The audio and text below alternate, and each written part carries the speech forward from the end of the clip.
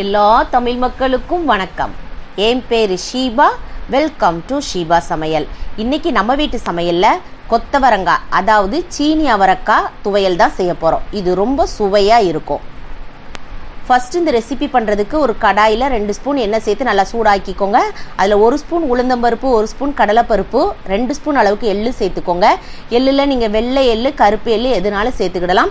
மிதமான தீயில் இதை நல்லா வறுத்து எடுத்துக்கோங்க. இதை மாதிரி நல்லா வறுபட்டதுக்கப்புறமா இதில் ஒரு 5-6 பூண்டு பற்கள் சேர்த்துக்கோங்க. அது கூடயே நல்ல பெரிய சைஸில் இருக்கிற ஒரு பல்லாரி சேர்த்துக்கோங்க. சும்மா பல்லாரியாக ரஃபாக கட் பண்ணிவிட்டு சேர்த்துக்கிடலாம். இதை 1 நிமிஷம் நல்லா வதக்கி விடுங்க. அந்த வெங்காயம் பார்த்தா லைட்டாக அப்படி சாஃப்டாக வதங்கி வந்திருக்கும். இந்த சமயத்தில் நம்ம காரத்துக்கு தகுந்த மாதிரி வரமிளகா சேர்த்துக்கிடலாம். நீங்கள் அந்த காம்பை கிள்ளிட்டு முழுசாக அப்படியே போட்டு வதக்கிறதா இருந்தாலும் வதக்கலாம். அப்படி இல்லைன்னா இந்த மாதிரி 2 உடச்சி போட்டு கூட நீங்கள் செய்யலாம். இதை மாதிரி கிள்ளி நம்ம செய்யும் போச்சுல அரைப்படுறதுக்கு ரொம்ப சுலபமாக இருக்கும். இதை போட்டு 1 நிமிஷம் நல்லா வதக்கினதுக்கு அப்புறமா நல்ல பழுத்த தக்காளி பழமாக பெரிய சைஸில் இருக்கிற தக்காளி பழம் 1 சேர்த்துக்கோங்க. ஒரு தக்காளி பழம் போதும். நல்லா பழுத்ததாக சேர்த்துக்கோங்க. நம்ம புளி சேர்க்க போகிறோம், அதனால புளிப்பு சுவைக்கு தக்காளி பழத்துடைய அளவு இந்த அளவுக்கு போதும். இப்போ இதையும் நல்லா வதக்கினதுக்கு அப்புறமா இதில் ஒரு 3 கொட்டை அளவுள்ள புளி சேர்த்துக்கோங்க. இந்த காரம் புளிலாம் நல்லா சுள்ளுன்னு இருந்தால் டேஸ்ட் ரொம்ப நல்லாயிருக்கும். இப்போ இதை சேர்த்து நல்லா வதக்கி விட்டுக்கோங்க. அந்த தக்காளி பழம் நம்மளுக்கு நல்லா சாஃப்டாக ஓரளவுக்கு வதங்கி வந்திருக்கும் பாருங்கள். அந்த சமயத்தில் நீங்கள் ஸ்டவ் ஆஃப் பண்ணிவிட்டு ஒரு கைப்பிடி அளவுக்கு கொத்தமல்லி தலையை சேர்த்துக்கோங்க. நல்லா ஃப்ரெஷ்ஷான தலைகளாக பார்த்து சேர்த்துக்கோங்க. இதை அந்த கடாயில் உள்ள சூட்லேயே ஒரு 2 நிமிஷம் நல்லா வதக்கி விடுங்க. இதை மாதிரி நல்லா சுருளாக வதங்கி வந்துடும். அதுக்கப்புறம் வேற ஒரு பிளேட்டுக்கு மாற்றி நல்லா ஆறுனதுக்கப்புறமா மிக்சி ஜாரில் மாற்றி வச்சுக்கோங்க. இப்போ இதை அரைக்க வேண்டாம், இது அப்படியே இருக்கட்டும். இப்போ அதே கடாயிலேயே ஒரு 2 ஸ்பூன் எண்ணெய் சேர்த்து நம்ம கட் பண்ணி வச்சுருக்க சீனி அவரைக்காய் இது கூட சேர்த்துக்கிடலாம்.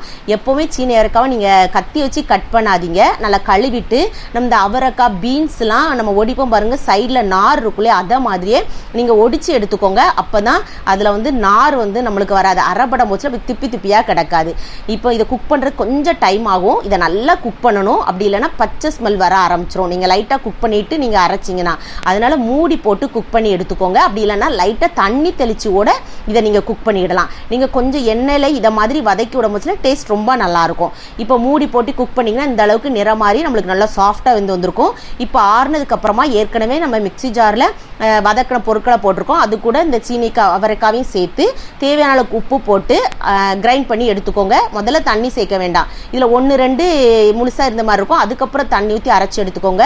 ரொம்ப மைய வேண்டாம். இதை மாதிரி லைட்டாக குறப்பாக அரைச்சி எடுத்துக்கோங்க. இப்போ வேற ஒரு பவுலுக்கு இதை மாற்றிட்டுக்கோங்க. இப்போ நம்ம இதை தாளித்து விட்டுலாம். அதுக்காக ஒரு சின்ன பேனில் 3 ஸ்பூன் எண்ணெய் சேர்த்துக்கோங்க. கடுகு உளுந்தம்பருப்பு சேர்த்து இதை நல்லா பொரிய விட்டுடலாம். கடுகு உளுந்தம்பருப்பு நல்லா பொரிஞ்சு வரவும் 2 இனுக்கு கருவேப்பிலை சேர்த்துக்கோங்க.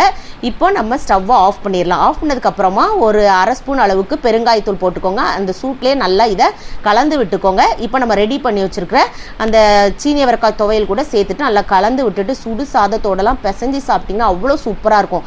நிறைய பேர் இந்த சீனி அவரைக்காயை விரும்ப மாட்டாங்க. ஆனால் இந்த மாதிரி துவையலாக செஞ்சு கொடுக்கும் போது ரொம்ப விரும்பி சாப்பிடுவாங்க. அதனால் கண்டிப்பாக உங்கள் வீட்டில் இந்த ரெசிபியை செஞ்சு பாருங்கள். செஞ்சு பார்த்து உங்கள் ஃபீட்பேக்கை கமெண்ட் பாக்ஸில் சொல்லுங்கள். வீடியோ பிடிச்சிருந்தா லைக் பட்டனில் தம்ஸ் அப் கொடுத்துருங்க. தம்ஸ் அப் கொடுத்த கையோடு உங்கள் ஃப்ரெண்ட்ஸ் ஃபேமிலியோடு ஷேர் பண்ணிடுங்க. ஃபர்ஸ்ட் டைம் வியூவராக இருந்தால் சப்ஸ்கிரைப் பண்ணி சப்போர்ட் பண்ணுங்கள். நான் இன்னொரு வீடியோவில் இன்னொரு வித்தியாசமான சுவையான மனமான ரெசிபியோடு நான் உங்களை சந்திக்கிறேன். அது வரைக்கும் டாடா பாபாய்.